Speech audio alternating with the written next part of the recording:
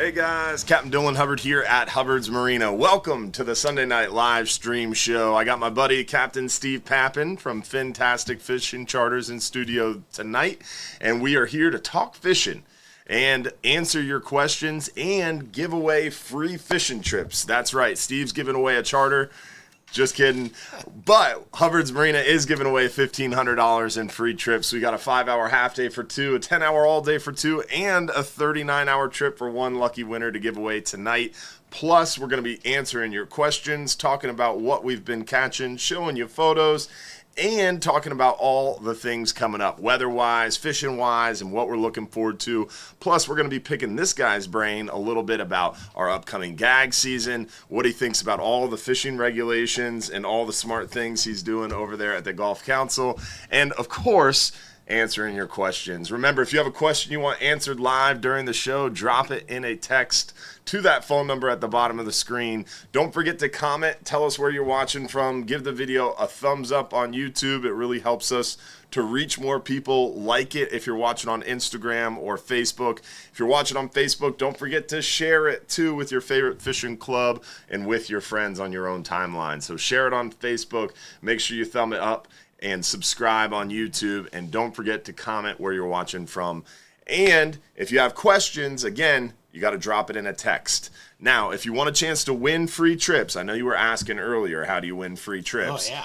So if you want a chance to win free trips, you do have to comment one time on the Hubbard's Marina YouTube stream. So you got to go over to YouTube, find the Hubbard's Marina page, make sure to subscribe for us, then find the live video. You got to comment one time. Anything you want, any comment, preferably something family friendly, will enter you into the drawing for a chance to win some free fishing trips later in the show. And then you have to stay tuned and watch live, because you only got a chance to win if you claim the trip within 5 minutes. So we give away those giveaways randomly throughout the show. You got 5 minutes or less to claim your free trip by texting us your full home address to the phone number at the bottom of the screen, if you're picked as one of the lucky winners. So in order to win, comment once on YouTube, stay tuned to the whole show live, and then if you're picked as one of the lucky winners, you got 5 minutes or less to text us your full home address to the phone number on the screen. Also, don't forget as well, make sure you give a shout out to our friends over at Gator Gyms Tackle. This show is brought to you by our friends at Gator Gyms, 3301 Pinellas Point Drive South in St. Pete. Stop by and say hello. Have you been to Gator Gyms? I have been to Gator Gyms. That place is crazy. Yeah, it is pretty cool. Dude, stuffed to the gills with Yeah. tackle, incredible deals. It is a really, really cool place. If you haven't been there, stop by, tell them Hubbard's Marina sent you. It is really, really cool. Worth the travel over there to South Pinellas, or if you're coming from the south, it's an easy stop on your way to Hubbard's Marina. Incredible deals, killer selection, really good people as well. Also, want to give a shout out to our supporters out there. Remember, it's only $4.99 a month to join that supporters group. That gives you private access to our private behind-the-scenes group and private access to our after show. After every live show, we do that after show and dive a little bit deeper into the comments and questions, a little bit more one-on-one. Plus, you get behind-the-scenes info and up-to-date information ahead of everybody else. And again, it's only $4.99 a month. So big shout out to all the supporters out there. And of course, we want to give a shout out to all of those who are sending stars and super chats on Facebook and YouTube. The stars on YouTube tonight, we had Barry Lang with 500. Thank you, Barry. Pete Miller, Larry White with the big 500 as well. Larry White again. Stephen Batchelor with the big 500. Thanks, buddy. Scott Flynn with 200 stars. Thank you, guys. We appreciate it so much. And, of course, all the super chats on YouTube as well. With that, let's get right into the photos and talk a little bit about what's going on now and what's been caught this past week. Popping on over, LaShonda Brown, thanks for those stars on Facebook. Popping on over to the inshore side of things. Some big black drum lately. Seeing some schooling black drum along our beaches and around the passes. The redfish action's been pretty steady. We're getting to be that time of year, September and October, where redfish action kind of hits its peak, where we really see them get really concentrated in the Back Bay waters. Big shout out to our buddy Steve Klott. This photo was posted to Salt Strong, and he just happened to coincidentally have a Hubbard's Marina shirt on, so pretty awesome there. Also, nice redfish from our friends at Salt Strong in the Back Bay waters around the oyster bars, mangroves. A lot of redfish lately. The sharks, the bonnetheads, blacktip, super active in the Back Bay waters.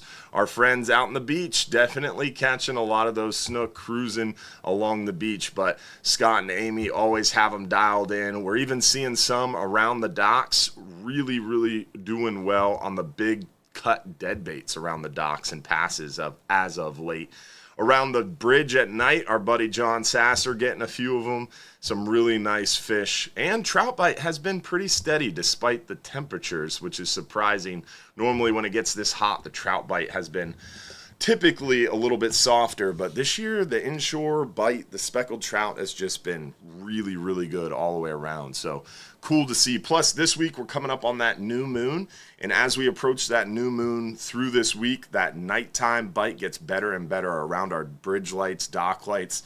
Growing up dock light fishing and small boats, man, new moon was always my favorite. There's a lot of snook in the pass right now. I can tell you that much. Yeah. Every morning we see them. Yeah, they're loaded up for sure. And it's definitely one of those times where the snook, you have to be a little bit choosy on the time because you can see the snook, but they're not always willing to feed. True. If you can see them, they can see you. Yes, and a lot of times if you're using light enough tackle to get them to feed, it's hard to get them landed, especially if they're around a dock like Don's Dock or Hubbard's. It's a tricky balance that you have to strike. Yeah, you got about a 10% shot there. Yeah, because if you have heavy enough tackle to really land them, it's hard to get them to bite. If you have light enough tackle where they're actually going to bite, it's hard to land them. So it's kind of a catch-22. Seems like a lot of fish are like that.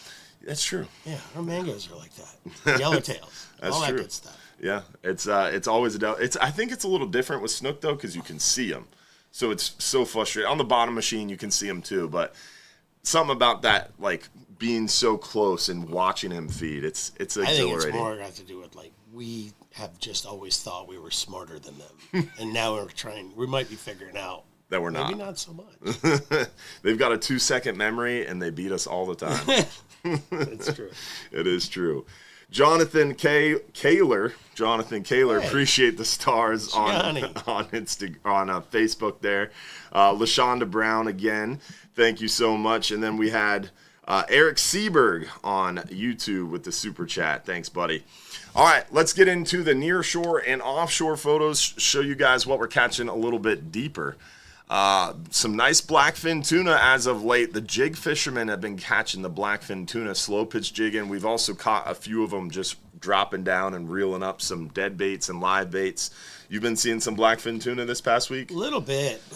We've been fishing in a little bit tighter, so most of the blackfins that I've been hearing have been deeper than 150, 160, all the way out to like 240. So blackfin tuna deeper than 150 to 160, all the way out to 240 right now. But it seems like this year overall, it's been a little softer. It has. Our spring was not anything like it was, like it's been the last bunch of years. Because for us, I've always thought like January, February, around the moons, like the new moon, the full moon, sometime in January, February, it like pops off. Where we'll get a 39-hour trip where it'll be 20.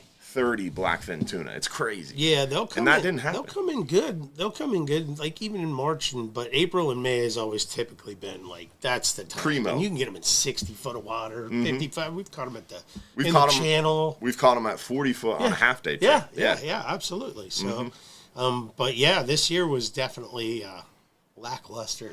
As far as blackfin was. But it was, on the one hand, the blackfin tuna bite was lackluster, definitely. It seemed like it never started January, February. It didn't get hot in April and May like it's normally supposed to be. And then it normally kind of continues to trickle off slowly through the summer and stays pretty steady. But we didn't see that, but what we did see was the crazy mahi bite.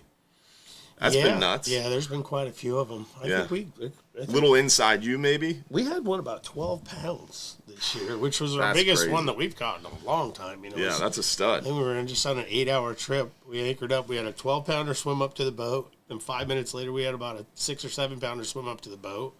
And then we pitched one more bait out and had a sail. What? And then we didn't see another pelagic for the rest of the day. But I mean, that was Retired. Good enough. That was good enough. Yeah, that was good. Yeah, I mean, that's how it's been. The Flying Hub 2 did an 8-hour similar. They were in probably about 110 to 125 foot in that range. And similarly, they had like 6, 7, 8, 9, 10 pound mahi, and they had about 8 of them. Wow. It was impressive. They didn't see the sailfish, but we've been seeing the sailfish anywhere from like 35, 40 miles up to about 55 or so in that range. But a lot of them have been like free jumping or just kind of up there sunning themselves. Those are the ones that you want to catch, though. Like when you're running out on those crystal, just a flat, calm morning when it's glassy, and you just kind of look and you just kind of see something sitting over there. You see the fin sticking up. Those, I mean, they're actively feeding when they're up there like that. So you put anything in front of that thing, it's eating it. Yeah, the finning ones, but when they're free jumping, you're not going to catch them. Not catching those. Yeah, those you can look at those. Yeah, but the ones that are up sunning themselves with their sails up, a lot of times they will eat if you don't spook them. Right. That's the trick. You got to cast something beyond them and retrieve it to them, because even a little pinfish flapping on the water too close, they're gone, and you'll never see them again. Frustrating. Which is obviously spoken from experience. It's happened. They keep going back to that. They might be smarter than us. It might be for sure. All right, so back to what we've been catching. So the blackfin tuna definitely are around. We're catching a few of them, but it's not like it normally is. The scamp grouper bite's been really good lately. Seeing a lot of nice scamp. Some really big mangroves out there in the deeper water when the current's been cooperative. Getting out there fishing the deep stuff. Getting some big scamp, some big mangroves, some fat red grouper. This red grouper was 32 or 33 pounds. Crazy. Wow. Yeah. That was the bartender at the Friendly Fisherman caught that one. Yeah. Katie? I fished with her. She's a good fisherman. In that last ladies tournament. Mm-hmm. Yeah, she was out on the boat, on Doug's boat. Yeah. Definitely getting it done. Some nice big fat red grouper for sure. This is Bonnie. We talked about her last week. She is in our Lady Anglers of Hubbard's Marina Facebook group. Remember, if you're a lady angler, join that group. We have a page on our website for lady anglers, and the Lady Anglers Club on Facebook organizes trips. And Bonnie went out there on a 10-hour and caught her limit of red grouper on a 10-hour trip. Pretty cool. Some nice red grouper from the near shore trips, but keep in mind that the 10-hour red grouper are not these 12-hour extreme 39-hour red grouper. You got a chance for keepers, but they're not going to be the 15, 20 pounders. They're going to be the 22, 24, 26-inch fish that we're catching in 100 foot, 70 to 100 foot. Nice photo there. Always love the sunset red snapper photos. Very picturesque. Some solid fish all the way around. The red snapper continued to bite well with some nice big scamp and triggerfish, and really everything going well offshore right now. I mean, it's seemingly interesting to me that this year we haven't seen the dip, right? Historically, red snapper season, it runs until late July or mid-August. Now it's into late August. And now this year it goes all the way into September. Yeah. We've seen normally, all right, it gets really hot and heavy. We catch some red snapper. But then towards the end of season, it gets a little bit tougher. And we're not seeing the big fish quite as frequently. Yeah. But this year, you said it before we went live, that you're still catching some big fish in that shallow stuff. Yeah. We're still seeing some big fish. But we're fishing a lot deeper right now. But still, it's been pretty steady as far as the bite goes, in my opinion. What do you think? Yeah, if you want quantity, you go deeper. Mm-hmm. If you want quality, they're actually inshore of that. Yeah. There are, don't get me wrong, there's big fish in 200-300 foot. But, I mean, if you told me we're having a tournament tomorrow and you need to catch a 20-pounder to qualify, I'm probably going to fish inside of 130 foot.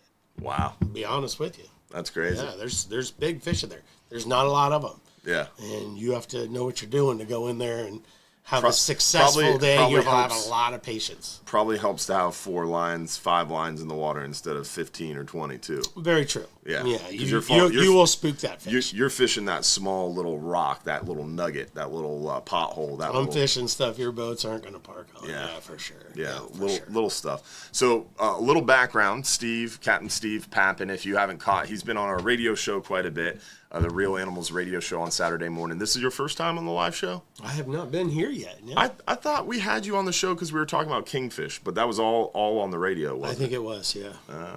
It was. Welcome to the show, bud. Hey, man, thanks. It's a nice place. So Captain Steve Pappin, he is the owner-operator of Fantastic Fishing Charters, which operates right there out of Don's Dock. He has 2 charter boats, a Contender and a CV. And he has a litany of options, private charter-wise, but he runs 6-pack boats. So if you have 6 or less, great options. Or you could charter both boats and take out a bigger group if you're splitting it up. We got a couple of those next week. Yeah, and you have some options during gag season. We're full for gag season, but if you want to get out there for gag season, Steve does have some charters available. And, man, it's crazy, the gag bite, too. Yeah. The gag fishing is...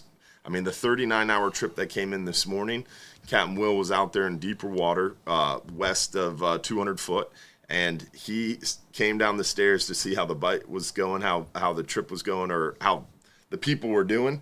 And when he said he came down the stairs, the whole back deck and then around both corners, everybody was hooked up, and they were all bringing up gags.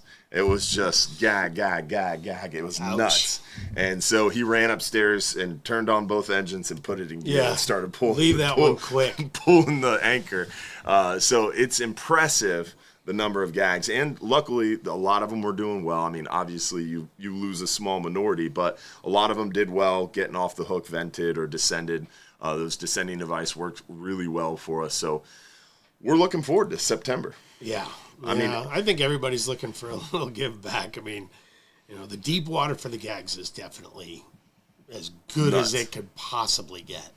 I don't think we've been really working hard to stay away from places. Everything I know that I've normally historically caught gags on, we just, leave that one alone. I don't want any part of it. Try to stay away from it. Because even just dropping dead bait, they're still eating it. Yeah. And you can't get away from them. So I just I try my hardest to not catch them. Yeah. When they're not in season. Try really hard. And it's tough. And especially during red snapper season when we're out there fishing a little deeper. For the red snapper, we're dropping big dead baits. We're dropping some big live baits. You inevitably run into some of these gags. Yeah. But come gag season, if you were going to give some tips out, what would be your tips to catch a big gag? I mean, if you want a big one, the deeper you can go, the better it's going to be. I mean, amen to that. If you say 12-hour extreme, 39-hour, 44-hour, if you're fishing with us, or 10, 12-hour charter, giving you more time to get out there further is going to be your best bet. It's like 150 will be good, 200 will be better, 240 will be better, 300 will be better. You know what I mean? So, I've 180 to 240 is probably your strongest bet. So if you want big fish. Steve also, besides having Fantastic Fishing Charters, you also consult, not to the general public, but you have a few guys you consult for. Do you have one of your private boat trips on one of those big fancy go fasts? I do. I've got a couple of them lined up for gag season. Nice. So you have one of those trips to 300 foot. Yeah, I'll be fishing deeper than 300 on probably 3 or 4 of those days. Nice. So we've got a bunch of trips. What's your general range, or are you going to be doing 400? Yeah, I'll be probably 380 to 450. Dropping what? Just a big dead bait? So some of the guys really like jig fishing. Jig fishing. Not the slow pitch. A lot of my guys are. The curly tail, soft plastics? No, they'll use vertical jigs, the high speed, where it started. Mm-hmm. Not diamond. OGs. Not that OG. The vertical jigs, your flat side, your Shimano flat sides and stuff like that, like the vertical, the fast jigs. Mm-hmm. The slow pitch morphed out of that because the fast jig and stuff was a lot of work. Yeah, it was a lot of work. 400 foot. And it's hard for those more benthic tied fish like a scamp, something Right. that's not as quick to bite. But a gag, especially a hungry gag, especially in that deep water, he'll come 50, 60 feet off the bottom. Oh my goodness, disaster! Like you feel like you just reel it right into a block of concrete. You just go and go and go, and then all of a sudden it's just like, I'm going the other way. And that's a good way to get them. Fish out there with those. And it's a good way to get them too, because a lot of times you're going to hook them up off the bottom. Yeah, you got a shot to actually land it. But big dead baits out there, the Boston mackerels, the big ones, that's real good out there. And obviously, live bait. I mean, it's kind of hard to beat. Big pinfish, grunts, squirrelfish. But dropping a like pinfish down that deep, it doesn't seem like it would survive the fall. Oh yeah, for sure. They're frisky. No problems. And you reel them back up when they're still lively. I think their swim bladder's so tiny that I don't think they suffer barotrauma as bad as say the grouper. It's like if you catch a vermilion, right? You catch a vermilion in that depth, they're pretty healthy when they come up. Yeah. But if you catch a 30-pound gag or a Kitty Mitchell or a yellow edge, blowed up. It's all over. You can see the barotrauma everywhere. But the smaller fish, their stomach is so small that it doesn't affect them as much. Yeah. And your pinfish are, their swim bladder's nothing. So you're dropping down if you're dropping a bait in deeper waters, let's reel it back into the realistic range for the rest of us. 240. The 200, the 240, dropping down a big dead bait or a big live bait. I'm using 125, and I'm using a big hook to match my bait. What are you guys doing? So generally, the most I'm going to do grouper fishing is going to be 100.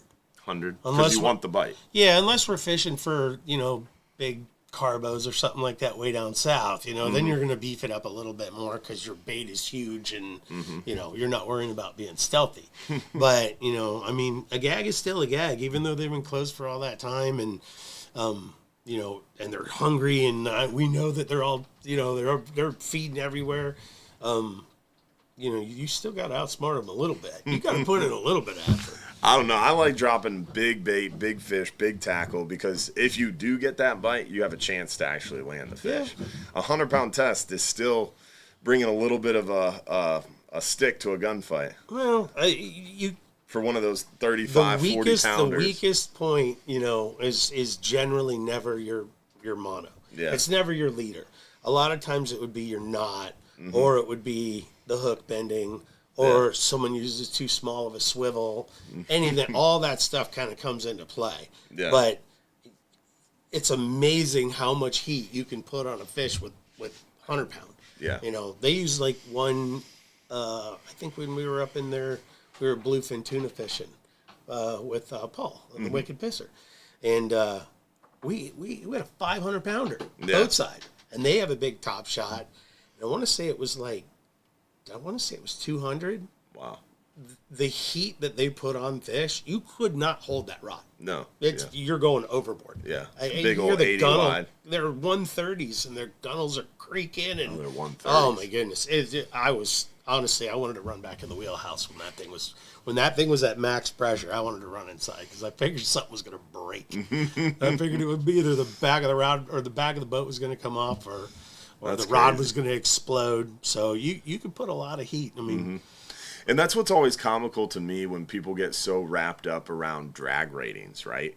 Because especially spinning reels, I can't tell you how many times people are like, "Listen, man, I know you say conventional reels are best, but I've got this spinning reel, and this spinning reel's got 80 pounds of drag." Yeah. I'm like, dude, that's all well and good, but you physically can't hold 25, right, even 30, even 20 pounds of drag with a spinning reel, right, just because of the physics.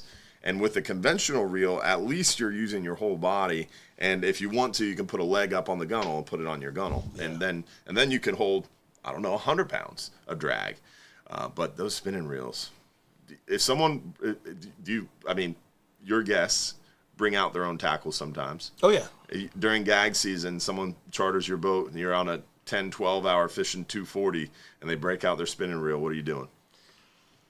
I would prefer them to use my tackle in that situation. That's a very political answer, bud. The spinners can absolutely. I've caught massive fish. I've caught 40-pound gags on spinners. Yeah. No problem. And they have a point, but just because you're using a spinning reel that has 80 pounds of drag and you're using an 80 or 100-pound leader doesn't mean that your connection from that mono and that braid are anywhere even close to that. True. The vast majority of people, like all those compression knots, they haven't really filtered into the world yet. Yeah. Just the jigging guys and stuff like that. But if you have 80 and 80 and you tie say a knot that's like 70%, that's your weak point. Yeah. And that's where you're going to break. So you could have the best spinning reel you want to, but and put 20 pounds of drag for those on, wondering, it's coming off. For those wondering, his go-to line-to-line knot is the PR bobbin knot. Oh, absolutely. 100%. 100%. Never broke one in my life. I have not broke one yet. I have not broke one. I mean, if you break out your tool and spend probably 2 days learning, you can get as good as that too. It's about a minute and a half. A minute and a half for you, man. The video, we have a how-to video on our website, taught by the guys at Dogfish, who I would consider some of the expert teachers. I mean, I know who they learned it from. Calm down before you start freaking out. I didn't say anything. I saw it in your face. The guys at Dogfish were teaching us how. It was Joe.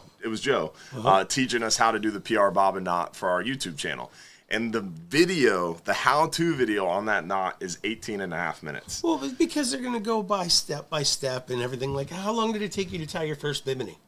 Yeah, that took a long time. How long will it take you to tie one? Still a long time because I'm not very good at it. I don't do a lot of trolling. It's just like any other knot. The first time you tied a clinch knot or a polymer, have you seen my fisherman's toes? knot or anything like that, you tie a knot. It takes you some time to learn it. After that, it's muscle memory. Yeah. I can sit on the front of a 39 contender going 50 miles an hour and rig up your jigging rod with a PR knot if you want me to. Mm-hmm. It's not super difficult. It just takes time. Takes time I feel like it's it. been a while since you've sat in the boat and rigged rods on the way out. It absolutely hasn't. We rig them every day. We rig rods every day on the way in for the next day. John is listening right now. I feel like he's going to comment and let me know if you're rigging rods every day. Go ahead, Johnny. Tell him, buddy. Glenn Foster, appreciate the super chats on YouTube. William Mitrovic as well. Eric Seberg, too. Thank you all for the super chats on YouTube. We had Robbie Toomey with 500 stars on Facebook. Thank you, guys. All right, so we talked a little bit about what we've been catching. We got a little distracted there. Let's get into the weather real quick, and then we're going to get into your questions as well. So popping on over to hubbardsmarina.com, we're going to click fishing trips, and then we're going to click that second one down, the weather links page. And here is all the buoys, the NOAA forecast, the radar, weather modeling, 7-day forecast. Here's all the links we use to check the weather ourselves.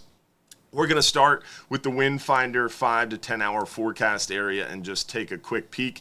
And as you can tell, we've got beautiful weather pretty much on deck for the next 10 days or so. A little bit of rain and adverse, I wouldn't even say adverse, but moderately adverse conditions to start the work week because we have a little bit of that tropical moisture getting pulled across our area over to Erin. So Monday, Tuesday, the rain chance is up a little bit. Wind is up a little bit Tuesday and Wednesday, but it starts to calm down second half of the work week. We've got a nice weekend coming up, and then potentially we've got some stuff to look at, worry about there at the end or at the start of the work week coming up after that. So yeah, it's the GFS model though. So the GFS model is always very early and likes to jump around and scare people. So this is one model run. So I'm not even going to bring it up, but we definitely have some tropical weather to watch after Erin. Erin's no big deal for our area, devastating for some parts of the Caribbean and potentially Bermuda. But definitely our area, we're free as far as Erin is concerned, but we are going to get some weather Sunday, Monday, Tuesday, tonight really. It's going to start tonight rain-wise, and then Monday, Tuesday, rain, and that's rain, just tropical moisture getting pulled towards Erin.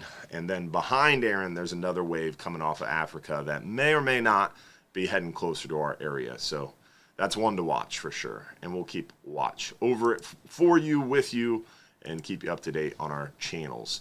This is the offshore forecast, and as you can see, really nice. It's interesting. Rain tomorrow morning? It doesn't look like it. Yeah, look at this. So the inshore forecast for tomorrow looks like it's going to rain a lot around the land, but offshore doesn't look as bad. Last few days, it's been like right there at 20 miles. Yeah. There's like a line of rain, and as long as once you punch past you were it, on one side or the other, but you had to be there and stay there. But yeah, the offshore forecast this week looks really good until, like I said, start of the work week after this upcoming weekend. So about 8 to 9 days away, we have something to watch. But again, it's super early, so we're not even going to look at it because it's just one model run. Nothing to get freaked out about until you have model consistency, and we don't have model consistency yet. So long story short, weather-wise, we're on a quarter moon right now. We're working our way this week towards the new moon. Weekend coming up, we've got the new moon, so some good moving water, some good flushing bait, and hopefully things will normalize a little bit water clarity-wise. It's been dark in John's Pass. Yeah, a little bit. Yeah, all that rain. A lot of rain. A lot of rain.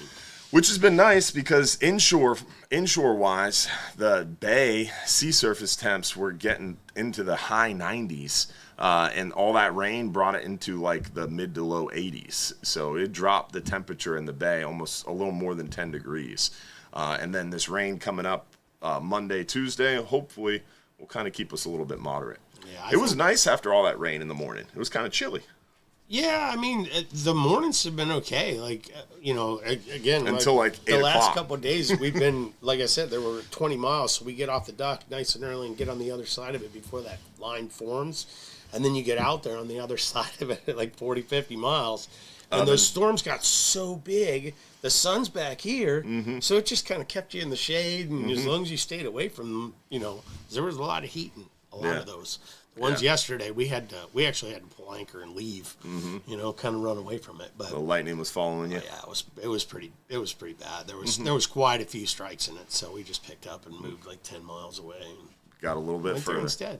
There you go. All right, so we covered what we've been catching. We showed you all the weather. Let's do our first giveaway of the night.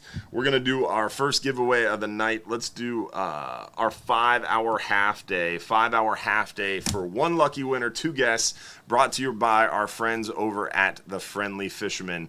The Friendly Fisherman Seafood Restaurant next door to Hubbard's Marina offers the cook your catch option. So if you go out fishing with Steve on his private charter, go out with Hubbard's Marina, you can bring your fish over to the Friendly Fisherman Seafood Restaurant, and for $12 and change, they'll cook up your fresh fish, broiled, blackened, regular fried, or Cajun fried. They got a waterfront deck.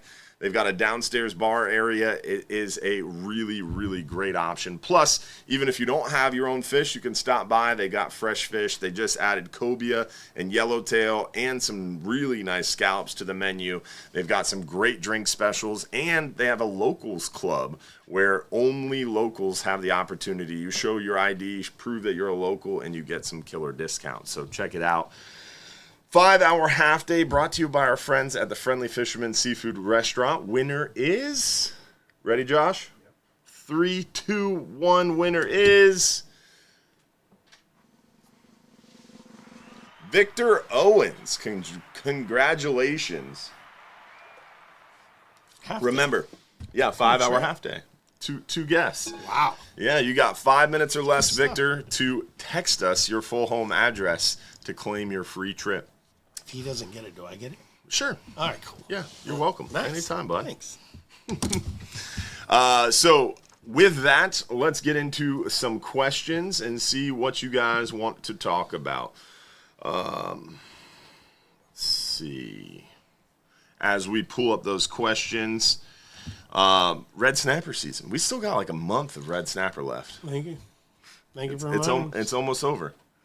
You happy? It's you not, sad? I don't know if it's almost over. If there's like that a whole month left. Yeah, it's like we're 60% through it, 66% through it. Got 33% to go, bud. Yeah. Yeah. It has been a long, hot summer for sure. It has been warm. Yeah, for sure. But we're getting there. A lot of water consumed. Lots of water consumed. Yeah. A lot of We haven't water. had anybody fall out though. Mike must be nice. had one on the contender earlier in the season. We've had about a baker's dozen. Really? Oh man. Not quite that many, but we've definitely had at least 3 times where ambulances have shown up due to overheating or heat stroke or We throw dehydration. water at the guys, man. Yeah. When it gets warm, I'm just like, here, just water. Just take another Bro, one. we've take got another one. air conditioning. We've got Yeah, I air don't even conditioned know that. cabins, and it still happens. It is, again, so paramount to make sure that you're prepared for the trips. That's the big thing, is people come down. They might not be from Florida. They might be from the Midwest, somewhere where they're not used to that heat, Chicago, whatever it is, Ohio, Indiana, Wisconsin, and they're not used to the heat, and then they're on vacation, right? So what do you do on vacation? You sit by the pool all day, you drink some beers, yeah. You stay up late, so you're sleep deprived, you're dehydrated already, you're hungover, then you get on a boat and you go offshore. And, man, that's a recipe for disaster. Yeah. Yeah. You got to come. You're not going to have a good time. Yeah, you got to come hydrated. If you know you're going to go out on a 12-hour trip, a 39-hour trip, you got to be drinking crazy amounts of water 2 days beforehand and making sure you're sleeping well, you're eating well, and you're fueled up. If you're going fishing with either one of us, you just stop by Don's Dock. He sells cases of water. Yeah, and jerky. Have you tried that new jerky? I was kind of scared of it. I didn't know anything about it. It's real I good. was like wasn't sure. Some guy stopped by the office, and his name's Quinn, and he was like, "You want to try this jerky?" And I was like, "Sure." Just like that, he you just got walked me. in and said, "You want to try it?" You got me. And man, it's really good. Really? So, yeah, we bought a lot of it. Right. It's good. I'll It's take some out tomorrow morning. Yeah, try it. Buy some for the kids. I have to test it first. All right.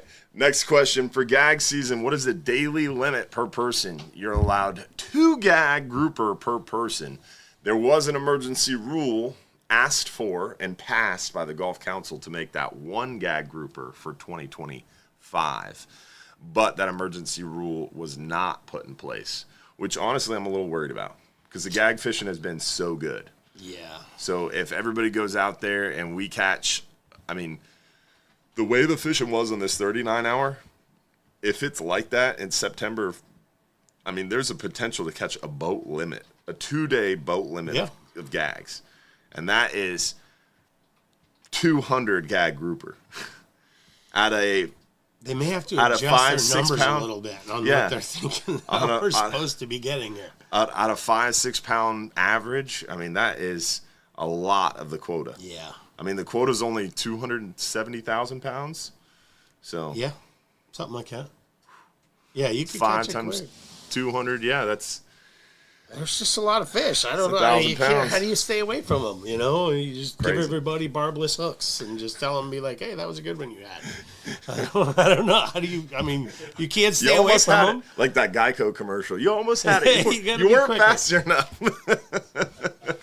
That's what Barbless I tell a hooks. lot of my red snapper fishermen right now. They fold over and then they lose it. They're like, you're just not quite there. FYI, the mackerel are here. That's awesome. Yeah, I heard there was a big school of mackerel down off of Van Hubbard said so off of Boca Grande. They had like an acre of Really? mackerel out there, like huge, and they had kingfish in it. And then someone this past Saturday said that they ran into like a couple 100-yard wide school off of Anna Maria.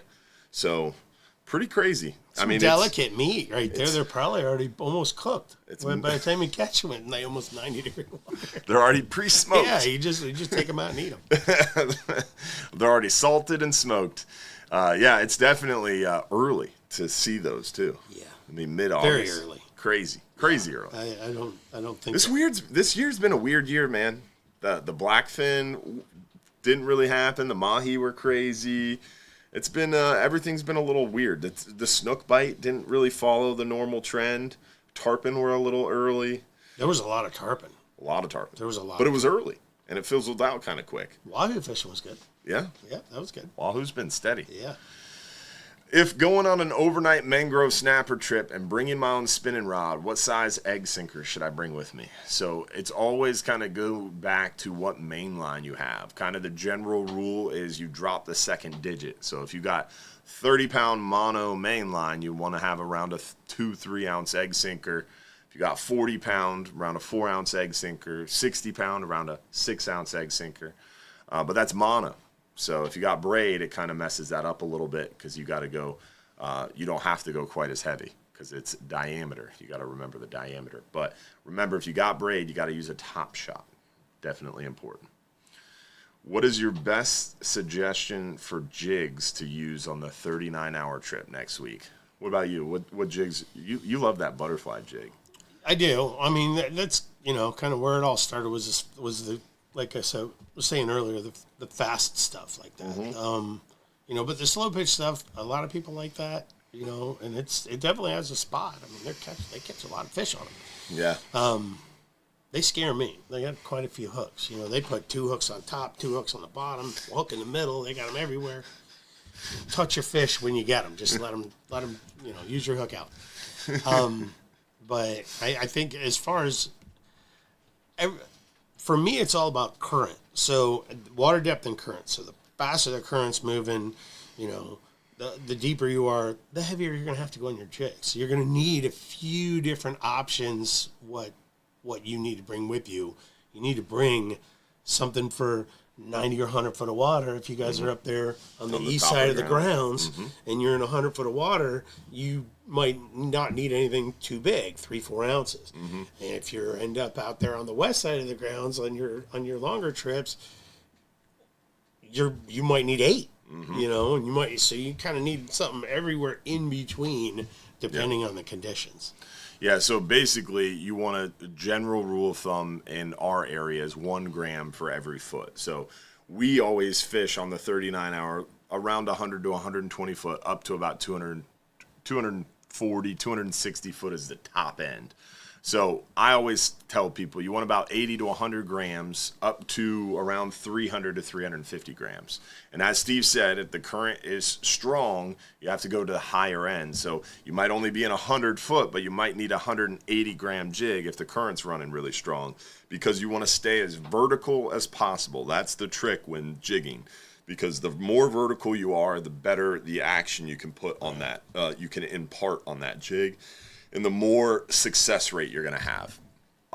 Don Schuett, one of our Regulars Club members, was out on this 39-hour trip that came in this morning.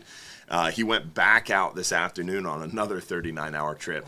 But he was coming... Hardcore. He is. He was coming off the boat today, and I told him, I was like, dude, I can't even watch you right now. You're making my blood pressure go up. He had like 8 jigging rods, and he's carrying them like this. I was like, can't watch because delicate rods and expensive and crazy expensive. He probably had $6,000 in his hand, of rod. It was nuts. So it is one of those things where you need a whole array of jigs, and he has been doing it for a really long time. And I was asking him what he was using, and he likes using heavier jigs because he likes bigger jigs. The bigger the jigs, he feels gives a chance for a bigger fish. Sliders. Yeah, so he uses a lot of the big tall ones, the big wide ones. The bigger the profile, he feels the bigger the fish. And he did have like one of the biggest Amicos I've ever seen. Really? Huge Amico. Wow. Yeah, it looked like a pretty respectable size amberjack. Really? Yes. Like 40, 50 pounds? Yeah, probably a 40-pounder, wow. yeah. Yeah, it was wild. And then he had some of the biggest red snapper on the boat, some of the biggest red grouper on the boat, and it was all with the slow pitch jigs. Yeah. So they do work. You have to cover all of it. Like, you don't know what your conditions. If you're running the boat and I'm going to, this area that's in 180, and then I'm going to fish this area that's in 240, and that's where then you can bring what you need for that depth. But you never know where you're going to end up. And some people are hearing that. They're like, well, we could call, and maybe Dylan will tell us. We don't even know ahead of time. A lot of times as a captain, you're heading out, and the wind's shifting a little bit, I'm taking a head sea here, or maybe you're heading out and you just get a certain feeling about this area that you were thinking about, so things can change and plans can change based on conditions, especially if you're heading out there in the Florida fisherman. You got a 7, 8, 9 hour ride. A lot of stuff can happen in 7, 8, 9 hours. You could hit a squall and all of a sudden the wind starts really pushing out of a certain direction. Maybe we have to adjust a little bit. 10, 15 degree adjustment gives us a smoother ride, but it's going to put you 20 miles away from where you originally might have been planning to go. So it's really hard to say before a trip, like, hey, we're going to be fishing this depth. A lot of audibles. We call it finding Rita. Finding Rita? Yeah, riding in the trough again. Let's go find whichever way I like it's going. that. If it's blowing northwest, you're going southwest. If it's blowing southwest, you're going northwest. Riding in the trough again. Yeah. I love it. Finding Rita. I'm gonna have to steal that. All right. Let's see. We probably need to do another giveaway. Let's do our 10-hour all-day giveaway. Then we'll knock out a few more questions here. We'll figure that out. We'll play it by ear. 10-hour all-day giveaway. This one is brought to you by our friends over at Bass Pro Shops. Bass Pro Shops, Cabela's, Team Outdoors. Remember, if you come out fishing with us on one of our long-range trips, you're going to be utilizing that Bass Pro Shops Offshore Angler Seafire reels. Really, really, really great value. You're talking about a reel that's only in the $100, $120 range, and it's got 40, 45 pounds of drag. And it's really reliable. We use these reels for our rental reels. We put them through the tests of time and abuse and tourism, and man, they hold up. So it's a really solid reel. If you're looking for a budget conservative reel that's still quality, that Bass Pro Shops Offshore Angler Seafire reel, look no further. They also have some really good jigging reels. We talked about some of the slow pitch jigging reels. If you're looking for something that's not going to break the bank, the Ocean Master jigging reels, the 12, the 14, the 10, we've used them all. They work really well. We use them for flatline and for kingfish as well. Really good snapper reels, so some good options there. Bass Pro definitely has some really good options in their Ocean Master, Seafire lines. Check them out, Bass Pro Shops or Cabela's. All right, so 10-hour all day for one lucky winner, 2 guests. Lucky winner is 3, 2, 1.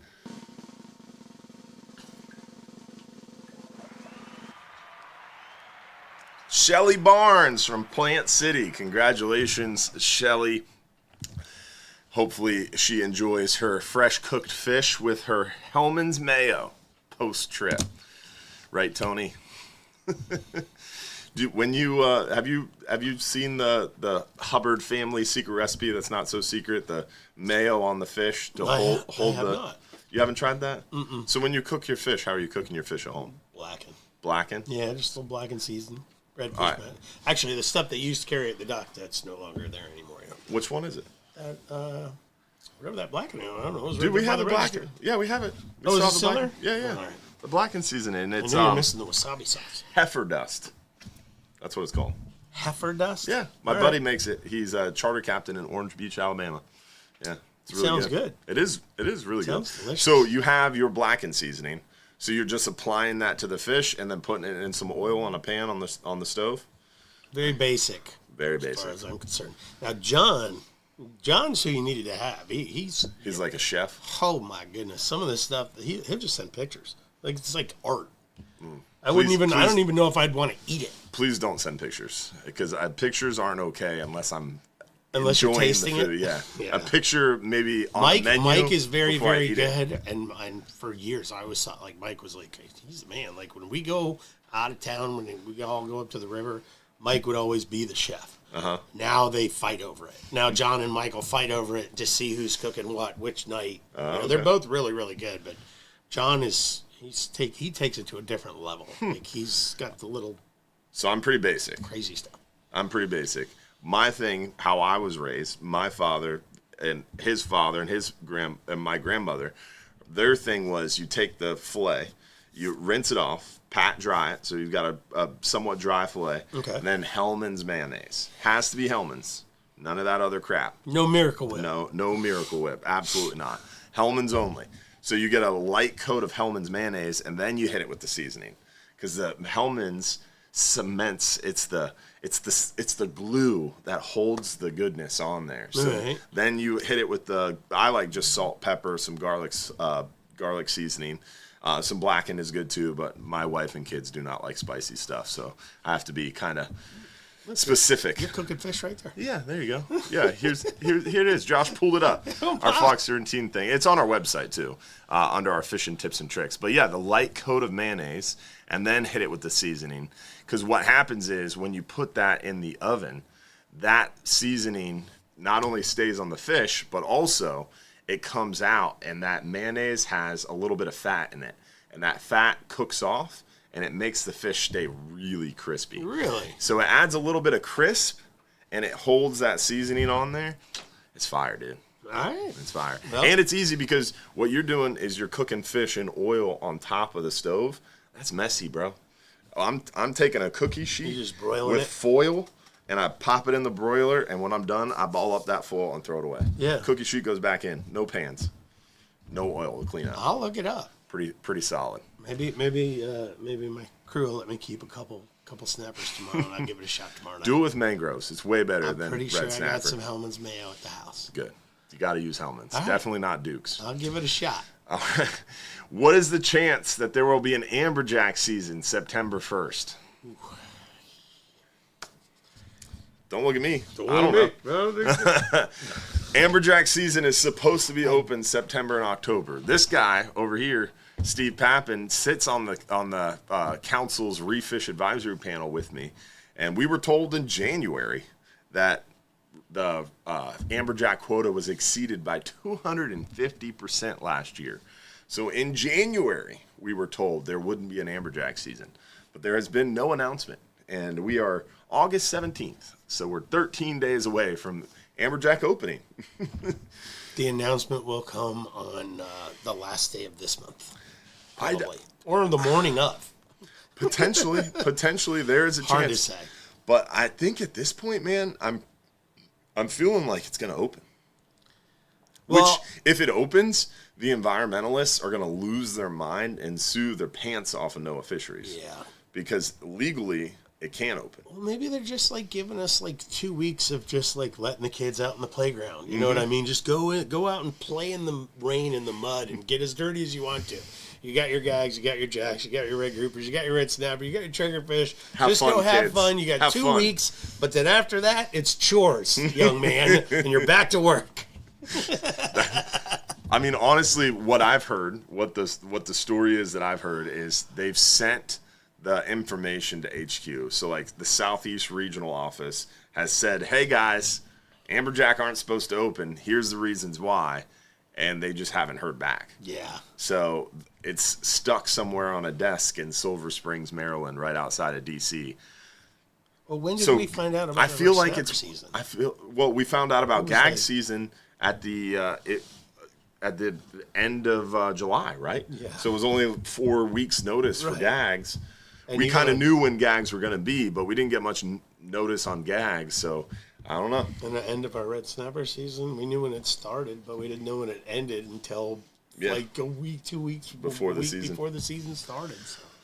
But I feel like in this case, it might be one of those things like Monopoly, right? Where it's like, oh, the bank made an error in your favor. Here's $200. I feel like that's what's going to happen. It's like, oh, the government can't get its job done here, folks. So because the federal government is really slow and excruciatingly inefficient, here's an amberjack season. Seems to me we generally pay for those, though. Yeah. We will. Then. We'll pay for them later. We will next year because there won't be an amberjack season next year because it has already been overfished, and we're going to overfish it again because there is no quota this year. So if it opens and we fish it at all and there's any fishing mortality, it's just going to compound our payback. It's not good. It's not good. None of it is. Scary. But that's why we're trying to do what we're doing. Yeah. What's the limit on triggerfish? You're allowed 1 per person per day, 15-inch. 15 to the inside. Inside of the fork. Inside fork. So 15-inch, so kind of like you got your fork, tail, and then the inside of their tail kind of has like a little bubble. Mm-hmm. And so right to the end of that bubble to the nose. Like that's your measurement. Yeah, when they say the fork, it's the middle of that tail fin. What was that other question? We had a good one. Oh, on the 39-hour, so you're allowed one per person per day. So 39 and 44-hour, you're allowed 2 triggerfish. I booked the 12-hour for this Wednesday. What would you suggest to fish with? We're targeting the red snapper, the red grouper. I mean, you're going out there and 180 to 200 foot. What are you dropping down? 180, 200. With the moon we got right now, I haven't noticed a ton of current. We haven't seen it. There hasn't been a lot. So as far as rigs, you're definitely red snapper, 6. I wouldn't go higher than a 6 ounce. And the only reason I wouldn't is because it's going to give your bait a little more time in the water column where those bigger fish are going to be. Mm-hmm. If you use 10 ounces, you rocket right past those big fish. But if you use a smaller, lighter lead, if you can just spend a little more time finding your way down to the bottom, you'll up your shots at catching those bigger fish that are going to be way up off the bottom. And then if you're dropping down for red grouper, what are you doing? That one you can rocket right to the bottom. 8 ounces probably max, decent sized leader, 80 pound maybe. I don't think you need to go any higher than that. Big dead baits. Dead baits. That's always a good bet. So we've got in our shop, we supply on the boat thread fins and squid, cut squid wings. But in our shop, we've got whole octopus, we've got whole squid, we've got cigar minnows, we've got northern mackerel, and we carry goggle eyes when we can get them too. We've been struggling a little bit the last week or so to get them, but we should get more soon. So goggle eyes, northern mackerel or Boston mackerel, cigar minnows, whole squid, whole octopus. Whole octopus sounds like there's a lot of those things love throwing up them octopus. Especially the big ones. Okay, so you're going octopus. If I was going for a big one, I would definitely put down an octopus. There you go. Interesting. I wanted to ask you that. We got another question. Yep. Let's see here. What do we got? Are you going to talk about the city? Oh, good point. And thank you for the reminder. So if you guys haven't checked it out yet, the Captain Dylan Hubbard page, Steve liked it. So the Captain Dylan Hubbard page on Facebook, we did a reel about the city manager. If you guys have been watching this show, you guys know that I have a lot of admiration for our city manager. And when I say that with a lot of jest, because he is really bad at his job and he is purposefully sabotaging the city, in my opinion, with the swim buoy debacle, the whole jetty issue. I can't believe the jetty's gone. The North Jetty. That's terrible. It's crazy. It was a little damaged. Instead of fixing it for like 10, 20, maybe worst case scenario, it would have been like $40,000 to fix it. 10 feet of sidewalk was messed up. Yeah. 10 feet of sidewalk. But he put up a few signs and some caution tape, and people kept going around the signs and caution tape. So in a total temper tantrum, he went out there and had this public works jackhammer the whole sidewalk quick up. Too. Yeah, within a day. Yeah, it was fast. Because he was upset because people kept going around his signs. So then he jackhammers the whole thing up, and there's these little pebble rocks and rebar sticking out, and it made it 10 times more dangerous. And then he puts up signs and caution tape, and he expected people to stay off of that. You destroyed it because people wouldn't stay away from your signs and caution tape before. Then you made it 10 times more dangerous and put up signs and caution tape expecting people to stay out. And now there's people fishing out there, and there's got to be ankles and so cuts and bruises. So at first, it was all caution taped and all that dangerous rebar was there, and they were actively trespassing people. And I got into it with the city manager over that, and the cops too. The police, the sheriffs were out there, and they were making the sheriffs stay there, and they were trespassing people that would go out there and try to fish. So I worked with the city commission and the mayor, and they actually called the city manager in and kind of called him to the carpet on it and made him go out there, and they had to clean up that mess. So they had to pay to remove all that rubble and rebar, so then people could go back out there, and they removed all the signs and let people walk on the rocks again. But Instead of fixing a small portion, they destroyed the whole thing, paid someone to destroy the whole thing. Then they had to pay to remove all that rubble. Now they have to pay to put the whole thing back. So instead of like a 10, maybe 30, maybe 40, maybe $50,000 fix, now they're already at like 10, 20, 30,000 and destroying it and cleaning it up. Now they have to go through the permit process, and they have to go through engineering. They have to go all the way through environmental impacts. Yeah. It's crazy. And it's going to be like 2 years. So crazy. And at first, the most frustrating thing about the whole thing, the thing that made me the most angry, is when people got upset about it and started calling him out about it. He emailed back. He was like, "Oh, it's under construction. I remember that. We'll have it back in 9 months." Right after the storm, he was saying it was coming right back up. I was like, "You're so full of shit." He just straight up lied because he didn't know. He didn't do any research. He was just saying stuff to try to calm people down, and it was not true. So, and we found out. I can say to calm you down. Thursday at 2:00, we're gonna get him fired. There's a special meeting. I'm so excited. Special meeting. You can show up. And you can show your support to have him removed from office. I'm very happy. I think it's the only person I've ever seen happy Dylan upset with. Like, he doesn't. I'm a very happy person. He must have been really bad. Oh yeah. We got the money for the dredge operation in September of 22. I've been waiting for that. And for 2 years, Steve, every time I asked him about it, which was like every other week, because I see him at chamber meetings, I see him at board of director meetings, I see him at city meetings. So like every week for 2 years, "Hey Dylan, that dredge is coming. We're just waiting for Army Corps." So in July of 2024, I did an interview with Channel 10 News, this really nice reporter, and I told her the whole story. "Hey, we're just waiting for Army Corps. My buddy Robin Gomez, the city manager, he's on top of it. He's applied for the permit. We're just waiting for Army Corps." And she was like, "We'll see." So she calls Army Corps. Army Corps is like, "What are you talking about? There's not even a permit application on file for Madeira Beach." And so I called Robin. I was like, "Dude, what's going on?"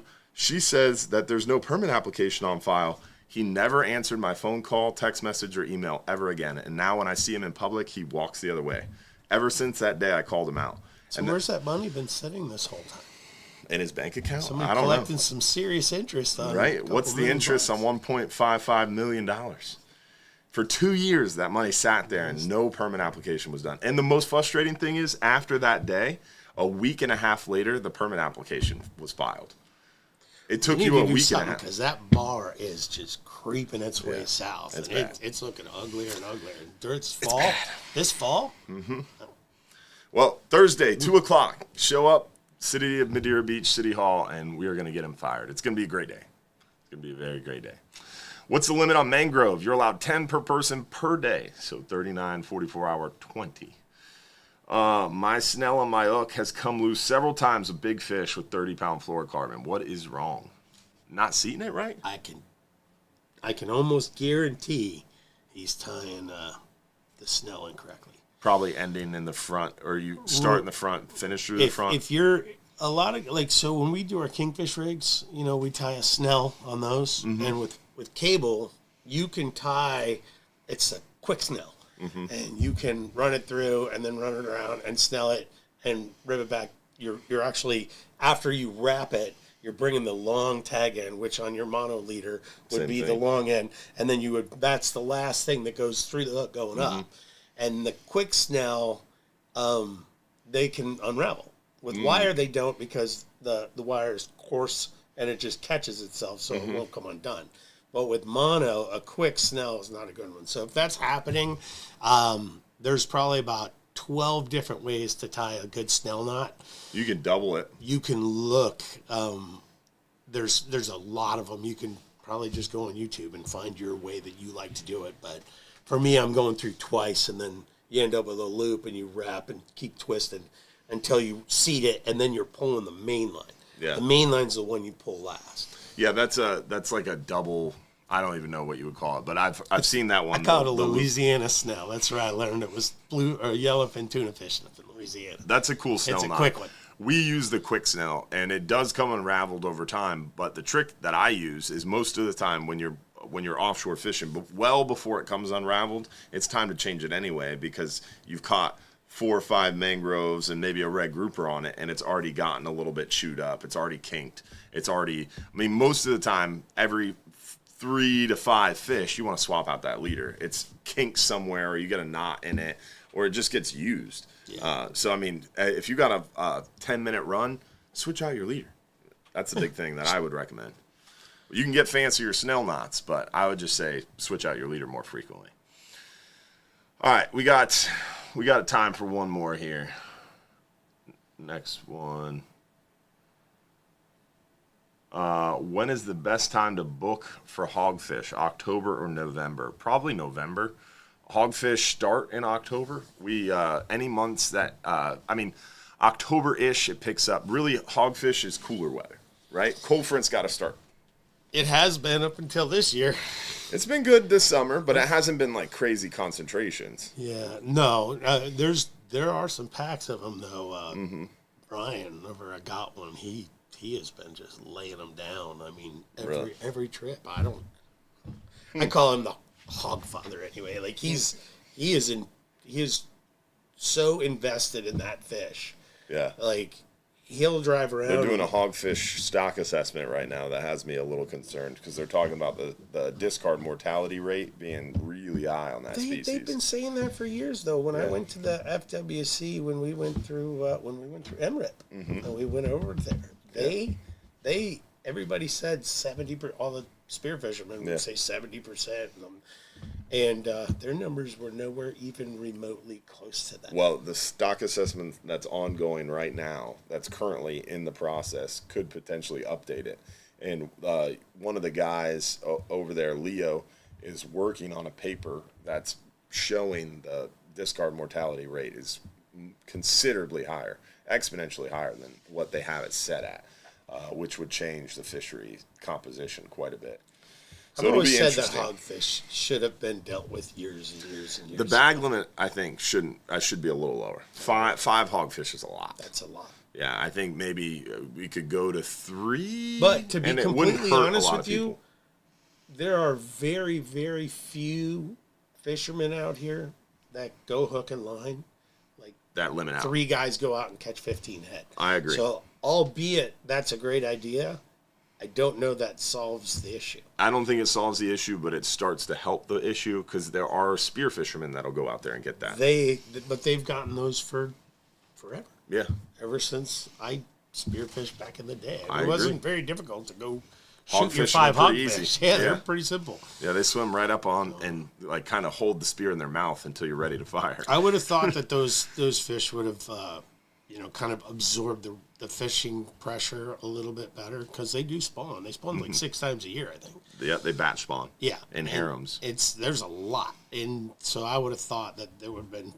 The problem is it's a small area where hogfish really are. Like they're not very spatially distributed. Right. Yeah, but some of the big breeders are offshore too, so you can get hogfish in 20, 30 feet, and you can get hogfish in 140 feet. And some of those big breeders out there in 140 feet, really the only people that are catching those are spear fishermen because us hook and line guys don't really have a shot for them. Once we get past 60, 80 foot, it's hard to catch hogfish because there's just so many more aggressive Everything species. Else. Yeah. Yeah. Everything's more aggressive.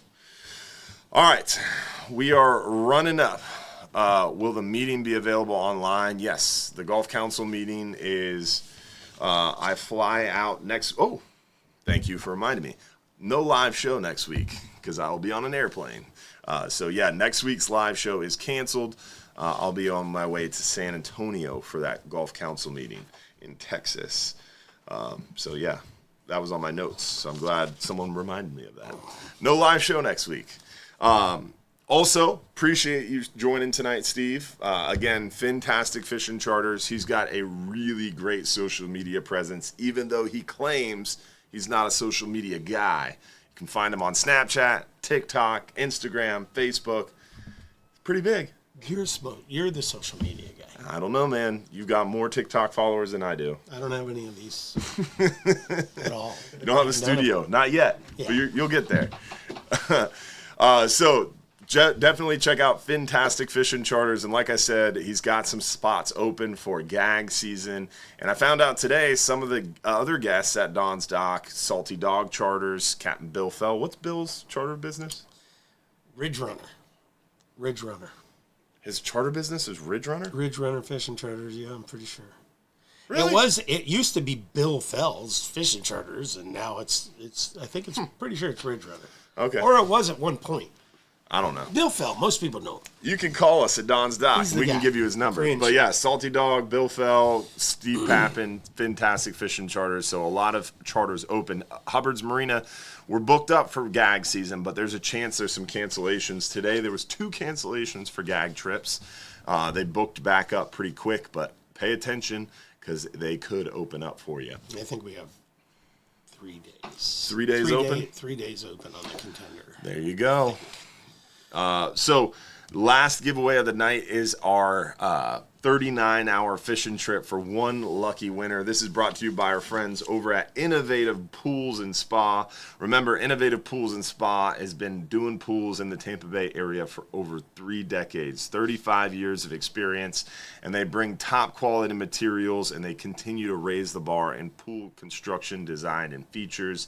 If you want top quality product, you want top quality materials, pumps, all that good stuff, definitely check them out. Their phone number is 727-788-1650 or visit them online at Innovative Pools and Spa. And remember, they have that $49,000 end of summer special going on. You can get a 12 by 24 foot pool, 6 foot deep for less than $50,000. Crazy. Wow. I know. Well, that is crazy. Yeah, really, really good materials too. Top quality pumps, pebbles, all this crazy stuff. So, I mean, my buddy just paid, I think, like $70,000 for a pool. Oh yeah, you can spend a crazy. Yeah, that's money. one thing. It's like redoing your kitchen for your wife. You can spend a lot of money really fast. Like don't blink. It can go quick. So be careful. Yeah, for sure. Don't forget as well, August 26th, 7 p.m., August 26th, 7 p.m. at OCC Roadhouse. Captain Mike Anderson, Captain Jeff Hageman are going to be over there talking fishing, and I will resume back in September. Remember, every 4th Tuesday of the month, we're over there at OCC Roadhouse, 7 p.m. It's a lot of fun. We'll have to have you come out to OCC one of these times. There. They have those... No, I'm saying to speak, bro. Maybe. It's fun. Possibly. Glenn did You buy me some of those hot appetizer things that they have. I got you, bro. The hog wings. Hog wings. Yeah. I might consider it. Some good food. We had real good food. Yeah. A couple times. Yeah. The Wild West yeah, tournament was up there. a couple times. Yeah. There's good food. Oh, yeah. Mm-hmm. Yeah, that place is great. All right. So with that, don't forget, again, next week, no live show, but the week after we'll resume. So we'll keep you in tune. We'll make sure we give announcements. Supporters After Show, Josh, 8:55 for the Supporters After Show. Remember, if you're too busy to go fishing, you're just too darn busy. Hopefully you guys enjoyed the show. Thanks again, Steve, for joining us. No problem, man. Thanks for having me. Lucky winner of the 39-hour trip for one guest goes to Nom Nom Fishing Adventures. Awesome. I love the YouTube names. I love it. You got 5 minutes or less to text us your full home address. Hopefully we'll see you guys all week after next for another episode. Don't forget to subscribe on YouTube. We got a bunch of new videos coming out. We got a new video every day for the first 4 days this week lined up. Some really good content coming out. So make sure you subscribe on YouTube, turn on those notifications, and don't forget to check out Hubbard's Marina across all social medias and Fantastic Fishing Charters. Y'all have a good night. Thanks for watching. We're out.